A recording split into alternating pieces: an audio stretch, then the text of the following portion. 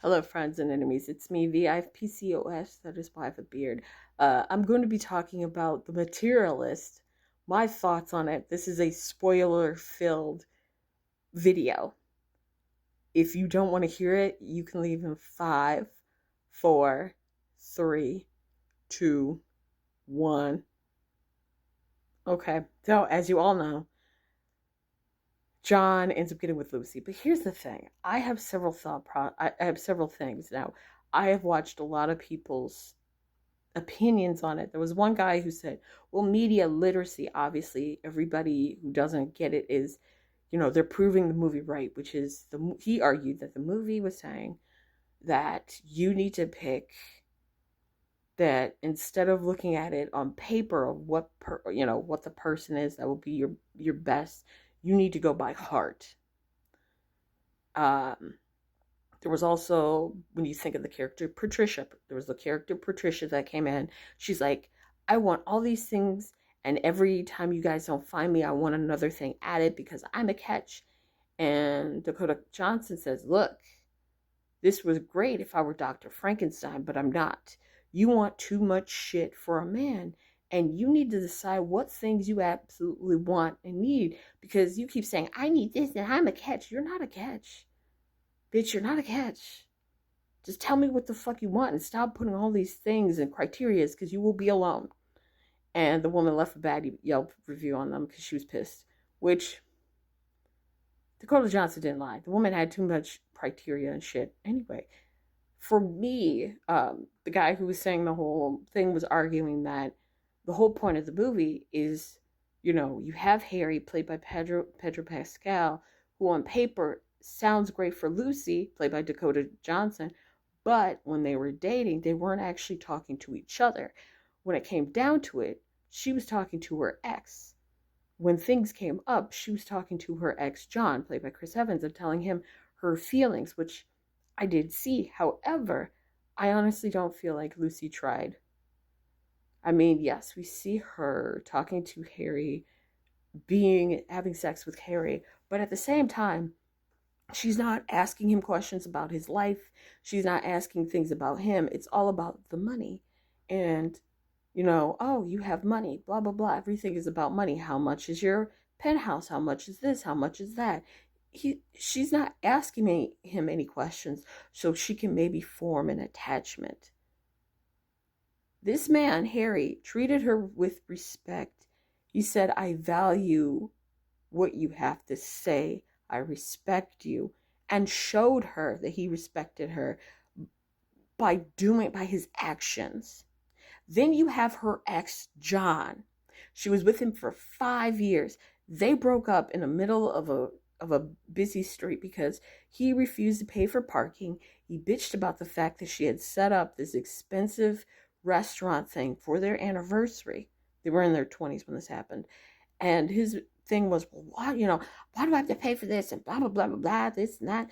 And she's like, I'll pay for the parking. And he gets upset with her. And he's like, I don't like the fact that, my girlfriend has to pay for my parking. They break up. She has her job where she's making 80 grand a year in New York. Yes, she has debt, but she has worked her ass off. She's a college dropout and she has something to show for it. Her ex is still living in the same apartment, but now he has 2 different roommates. One roommate who, for whatever reason, leaves his sperm-filled condom in the kitchen because he doesn't want to look at cum in his bedroom. What the fuck with that? And he's still trying to make it big. He's 37, still trying to make it big, hasn't not done anything to improve his life. Still driving the same car, still working dead-end jobs, not done shit. But she has community with him. And I argue that this movie, for me personally, has made me think about what it is that I want in a relationship. I do want trust. I do want there to be loyalty. I do want to be able to talk to somebody. I also want stability. I am making this much. I would like my partner to make this much. I'm of the mindset that yes, I have been with people and done things with people, but guess what? There's a reason why they're past. Not everyone is supposed to be your forever person. There's a reason why people are your ex. And she didn't actually focus on that. And by her, I mean Lucy. Lucy didn't focus on the fact that when her and John were seeing a wedding, she talked negatively about the couple that was getting married. And she's like, oh, I know what'll happen. They'll get married and then they'll complain about being poor. And then the kids that they have will hear them talk about the fact they're poor and they'll hate that the kids heard them. And she was just negative. And I'm like, you have such a negative view. Maybe you should work on yourself before jumping into this new relationship with John after breaking up with Harry. And the thing of why she broke up with Harry, I feel, was the fact that Sophie told her, like, you suck and you're a pimp. The sexual assault that happened with Sophie already fucked with her. I believe that had Sophie not been sexually assaulted, Lucy would have continued dating Harry, probably would have gotten married to him, and just been like, he values me. She didn't value herself. Throughout this entire film, you have this woman that says to both Harry and John, you could do better than me. And she put herself down constantly, where I was like, why are you doing that? Why are you telling yourself that you're not shit? Did you not see the stuff that you did to get yourself out of debt? I feel like she didn't give Harry a shake. And because they did not communicate, there is this time where the two of them talk and they have an actual conversation that has nothing to do with money. And Harry's like, hey, I don't think that I could love. He's never been vulnerable. And so he shows a vulnerable part of himself. And she's like, I'm going to break up with you. But she's already made up her mind because of what happened with Sophie. The Sophie incident is why I feel like she breaks it off with him and finds that she doesn't really want to do her job anymore. She doesn't feel fulfilled from it. She feels bitter from it. And I'm like,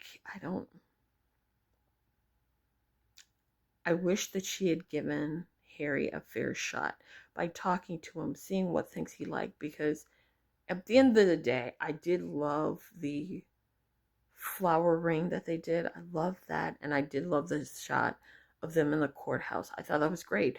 I personally would love that. Like, I would love I would love a courthouse wedding. I'm not going to lie. Always have, always will. My issue is the fact that she chose a man who did not change. And then told her, like, I will change for you. He was telling her things, like saying, I'm going to do this. I'm going to do it. But he could have changed. He's telling her how he's now going to look for other jobs. Why weren't you looking for other jobs when you left? Why weren't you doing the things when your ex leaves? Why are you now saying, oh, yeah, I was going to do that? Or, yeah, I needed to do it, but I didn't do it. Why? What was the reason? Why didn't you do it? And I think that's why I'm so irritated. But I'm also mystified that people are like, they hate it. I don't get what the hate that's coming out of this film. I watched this film with an open mind, and I was still of the mindset, like, I liked it. It was good. There were things I thought were... I do apologize. I had a bunch of broccoli, and it's starting to do stuff to my stomach. The point is, I would say to anybody watching this film or wanting to watch a film, just watch it with an open mind, so you can see what happened to lead up to where. Because I'm reading a lot of comments of people saying, I'm not going to buy it. I'm not going to watch it. Fuck them, blah, blah, blah. No, I advise you to watch it because it may change your mind. Who knows? If anything, I will say it has made me think and pause about what it is that I want in a future marriage. And honestly, I can say thank you for that. I will say thank you to the Materialists, because I realize what it is that I want in a marriage and a relationship. I want companionship and someone that I can die with and grow old with, as well as someone who can help me raise kids. I'm also someone who's like, do I really need love? I kind of want love, but at the same time, I'd rather be friends and mutual respect between each other. And if we're sexually attracted to each other, that definitely will help. That definitely will help, yes.